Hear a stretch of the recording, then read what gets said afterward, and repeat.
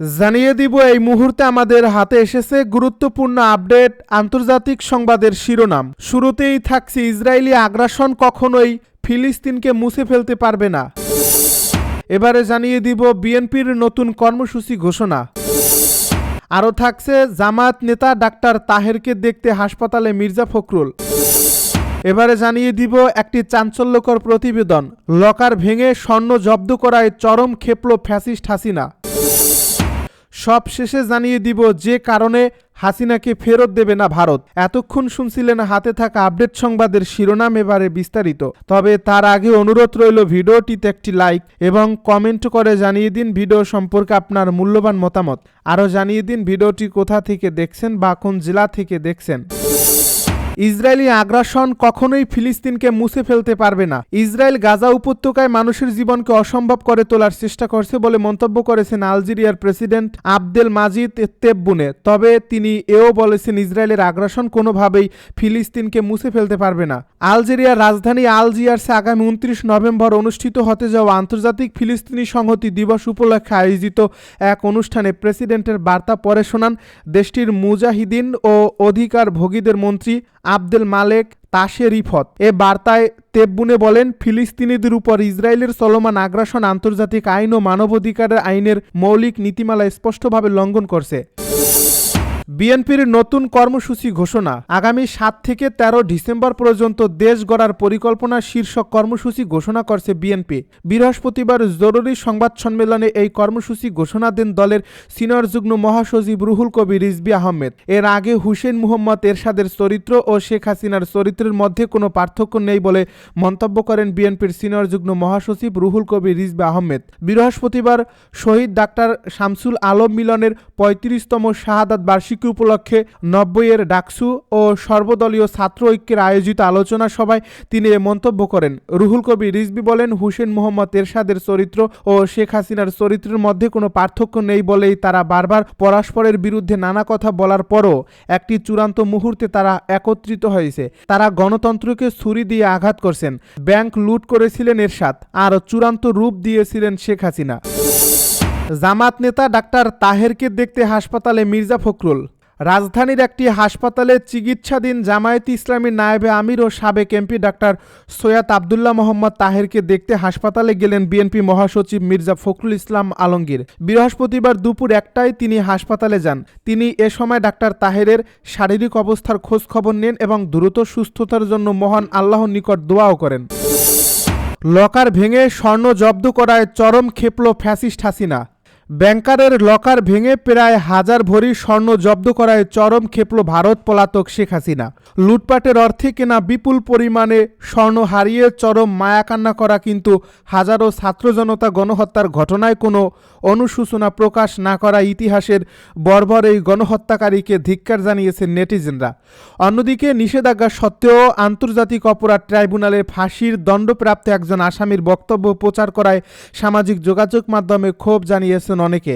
আদালতের অনুমতিতে গত মঙ্গলবার রাতে মানবতা বিরোধী হাসিনার নামে অগ্রণী ব্যাংকে থাকা 2টি লকার ভেঙে 832.51 ভরি স্বর্ণালংকার জব্দ করে জাতীয় রাজস্ব বোর্ডের কেন্দ্রীয় গোয়েন্দা সেল।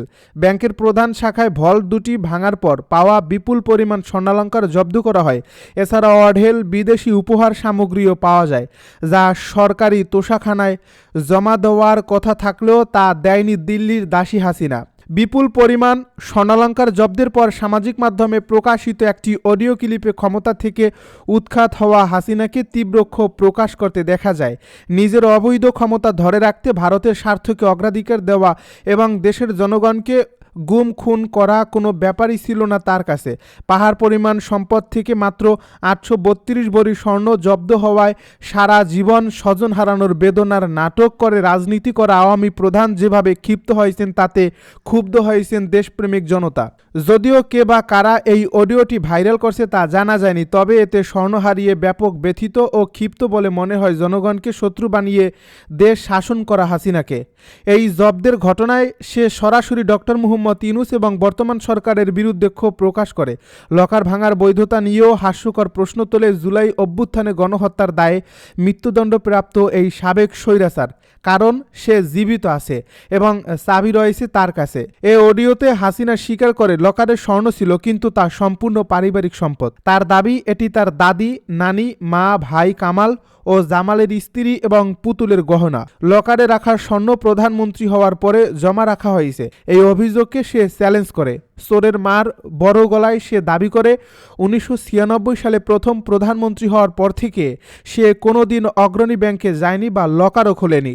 জনশ্রুতি আছে, ফ্যাসিস্ট এই হাসিনা গণ অভ্যুত্থানের মুখে পালানোর 3 দিন আগেই নেতাকর্মীদের জনরোষের মধ্যে রেখে নিজের আত্মীয় স্বজনকে নিরাপদে বিদেশে পাঠিয়ে দেয়। তাদের সাথে পাচার করে নিয়ে যাওয়া হয় বিপুল পরিমাণ অর্থ ও স্বর্ণালঙ্কার।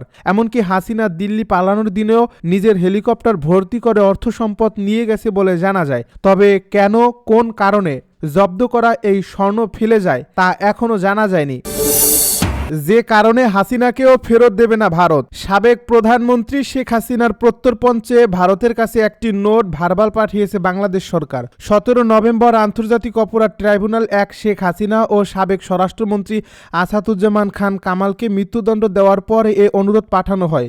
জুলাই আগস্ট 2024 সালে ছাত্র আন্দোলনের দমন পীড়নের সময় প্রায় 1400 মানুষের মৃত্যুর জন্য তাদের দায়ী করা হয়েছে। রায়ের পর থেকে ঢাকার পক্ষ থেকে এ ধরনের আনুষ্ঠানিক পদক্ষেপ প্রত্যাশিত ছিল। রায় ঘোষণার পরপরই অন্তর্বর্তীকালীন সরকার দিল্লিকে দ্রুত হাসিনা ও কামালকে বাংলাদেশে ফেরত পাঠানোর আহ্বান জানায়। বাংলাদেশের পররাষ্ট্র মন্ত্রণালয় জানায়, বিদ্যমান প্রত্যর্পণ চুক্তি অনুযায়ী ভারতের জন্য এই পদক্ষেপ বাধ্যতামূলক। একই সঙ্গে তারা সতর্ক করে যে মানবতা বিরোধী অপরাধে দণ্ডিত ব্যক্তিদের আশ্রয় দেওয়া অবন্ধুপূর্ণ আচরণ হিসেবে বিবেচিত হবে এবং ন্যায় বিচারের পথে বাধা সৃষ্টি করবে। 2024 সালের 5 আগস্ট সরকারের পতনের পর শেখ হাসিনা ভারতে আশ্রয় নেন এবং সেখান থেকেই বিভিন্ন বিবৃতি ও সাক্ষাৎকার দিয়ে আসছেন। গত 1 বছরে বাংলাদেশ সরকার এ বিষয়ে একাধিকবার অনুরোধ জানালেও ভারত সেসবের সরাসরি জবাব দেয়নি। গত বছরের ডিসেম্বরের প্রথম নোট ভার্বাল শুধুমাত্র গ্রহণের স্বীকারোক্তি পেয়েছিল। দ্বিতীয় অনুরোধেরও কোনো উত্তর আসেনি।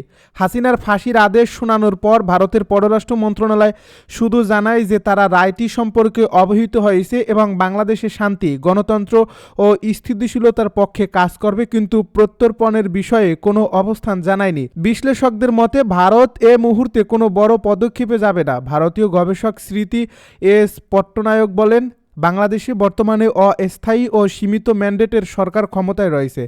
দিল্লি গুরুত্বপূর্ণ সিদ্ধান্ত নেবে কেবল নির্বাচিত সরকার দায়িত্ব গ্রহণের পর। ভারতে শেখ হাসিনার প্রত্যর্পণের বিরোধিতা উল্লেখযোগ্য মাত্রায় বেড়েছে। ঐতিহাসিকভাবে আওয়ামী লীগ ও শেখ হাসিনার পরিবারের সঙ্গে ভারতের ঘনিষ্ঠ সম্পর্ক রয়েছে। মুক্তিযুদ্ধের সময় সহযোগিতা, 1975 পরবর্তী আশ্রয় প্রদান এবং দীর্ঘমেয়াদী নিরাপত্তা সহযোগিতার কারণে শেখ হাসিনাকে দিল্লি দীর্ঘদিন ধরে ঘনিষ্ঠ মিত্র হিসেবে দেখে এসেছে, যার ফলে একজন বন্ধুকে মৃত্যুদণ্ডের মুখোমুখি পাঠানো ভারতের জন্য রাজনৈতিকভাবে স্পর্শকাতর একটি বিষয়।